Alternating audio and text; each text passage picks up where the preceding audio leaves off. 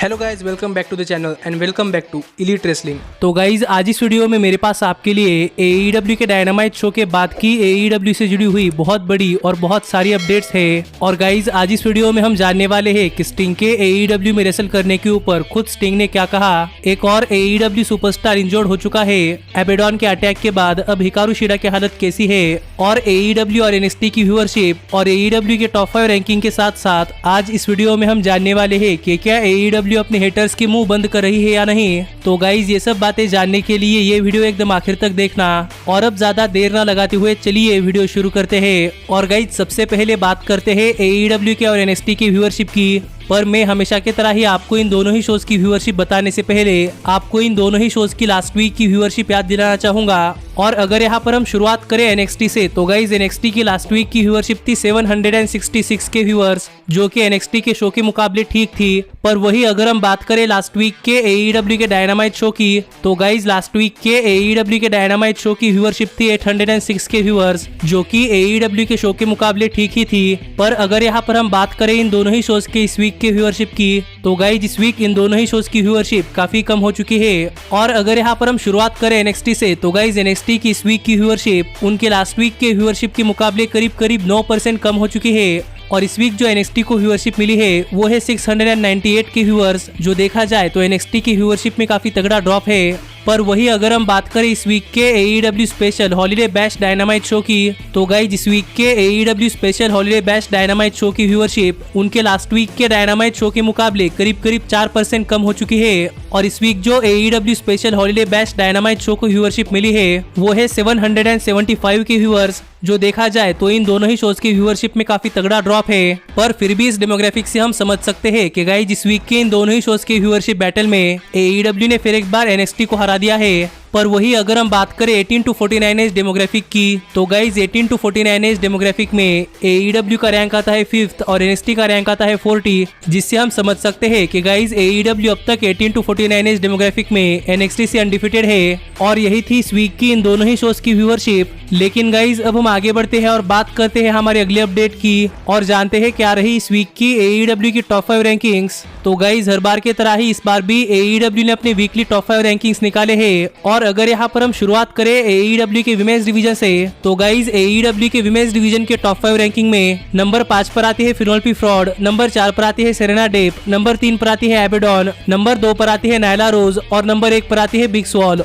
और स्टिल है हमारी AEW women's world heavyweight champion Hikaru Shida. और हमें इस वीक के AEW के विमेंस डिवीजन के टॉप 5 रैंकिंग में कोई भी चेंज नहीं देखने को मिला। लेकिन गाइज अब हम आगे बढ़ते हैं और बात करते हैं AEW के टैग टीम डिवीजन के टॉप 5 रैंकिंग की। तो गाइज इस हफ्ते के AEW के टैग टीम डिवीजन के टॉप 5 रैंकिंग में नंबर 5 पर आते हैं द अक्लेम्ड, नंबर 4 पर आते हैं डार्क ऑर्डर, नंबर 3 पर आते हैं जुरासिक एक्सप्रेस, नंबर 2 पर आते हैं बेस्ट फ्रेंड्स और गाइज नंबर 1 पर आते हैं FTR। और स्टिल है हमारे AEW world tag team champions young बक्स। और हमें इस वीक के AEW के टैग टीम डिवीजन के टॉप 5 रैंकिंग में भी कोई चेंज नहीं देखने को मिला। लेकिन गाइज अब हम आगे बढ़ते हैं और बात करते हैं AEW के सिंगल्स मेल डिवीजन के टॉप 5 रैंकिंग की। तो गाइज AEW के सिंगल्स मेल डिवीजन के टॉप 5 रैंकिंग में नंबर 5 पर आते हैं रिकी स्टार्क्स, नंबर 4 पर आते हैं ब्रायन केज, नंबर 3 पर आते हैं कोडी रोड्स, नंबर 2 पर आते हैं MJF और गाइज नंबर 1 पर आते हैं जॉन मॉक्सली। और स्टिल है हमारे TNT heavyweight champion Darby Allin और हमारे world heavyweight champion Kenny Omega. और हमें इस वीक के AEW के सिंगल्स मेल डिवीजन के टॉप 5 रैंकिंग में भी कोई चेंज नहीं देखने को मिला।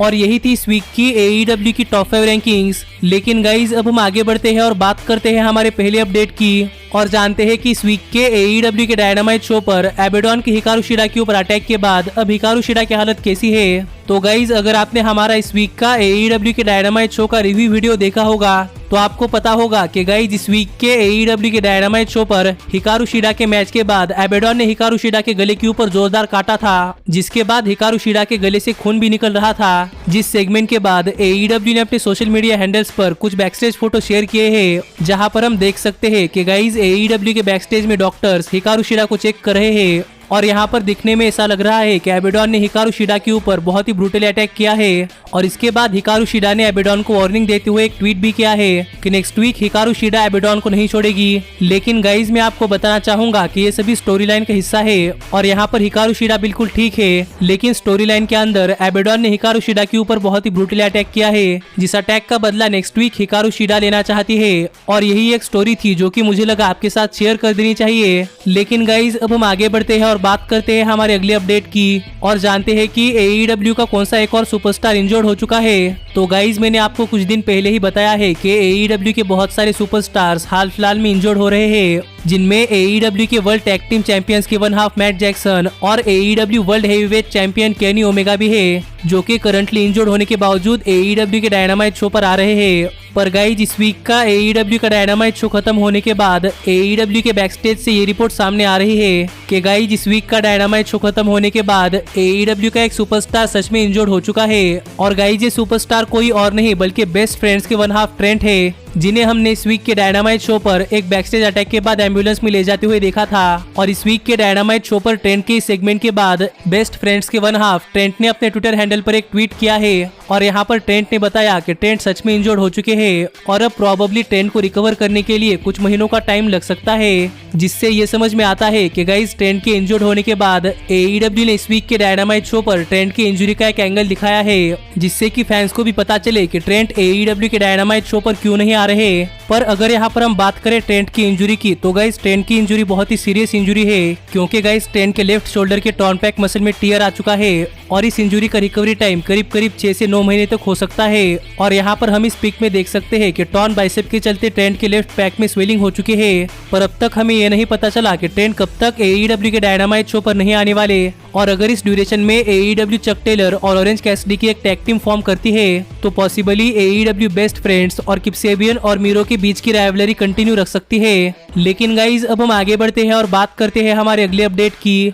और जानते हैं कि क्या AEW अपने हेटर्स का मुंह बंद कर रही है या नहीं। तो गाइज पता नहीं कैसे, लेकिन आज जब AEW ने अपने YouTube चैनल पर अपने डायनामाइट शो के कुछ क्लिप शेयर किए थे, तो गाइज उन वीडियोस के like to dislike ratio button off थे, जिससे कि हम नहीं देख सकते कि इन वीडियोस को कितने लोगों ने लाइक किया और कितने लोगों ने डिसलाइक किया। और सभी लोग कह रहे हैं कि AEW अपने YouTube वीडियोस के सभी लाइक टू डिसलाइक रेशियो बंद कर हमें ये नहीं दिखाना चाहती कि कितने लोगों ने उस वीडियो को लाइक किया है और कितने लोगों ने डिसलाइक किया है। और काफी लोगों का कहना यह था कि इन वीडियोस को ज्यादा डिसलाइक किया गया है, इसीलिए AEW ने ये सब चीजें छुपाई हुई है। पर गाइज अब अगर आप AEW के YouTube चैनल पर जाकर इन सभी वीडियोस को देखोगे, तो गाइज आपको इन वीडियो में सभी लाइक्स और सभी डिसलाइक्स देखने को मिल जाएंगे। और मुझे लगता है कि AEW के YouTube टीम ने प्रोबेबली गलती से अपने चैनल के सभी लाइक्स वर्सेस डिसलाइक रेशो बंद कर दिए होंगे, जिससे काफी सारे लोगों को ये गलतफहमी हो गई कि AEW अपनी कमियां छुपाना चाहती है। पर मुझे लगता है कि ये AEW की तरफ से एक्सीडेंटली हो चुका था, क्योंकि अब AEW ने इन सभी चीजों को पब्लिक कर दिया है।